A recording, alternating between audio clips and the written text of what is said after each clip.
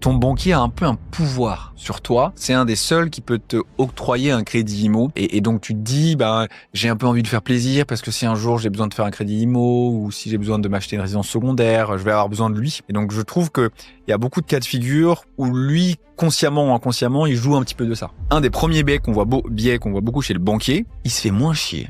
Pousse à la prudence. À te proposer du livret A, il aura moins de taxes après-vente, il s'expose moins, à moins de baisse des marchés, il sait que tu vas aller le voir et il aura pas l'énergie ou les compétences pour te remettre sur un horizon long terme, pour t'expliquer, pour te faire prendre de la hauteur. Et du coup, il sait que c'est pas le meilleur conseil, mais il sait que lui, à titre perso, il s'achète la tranquillité.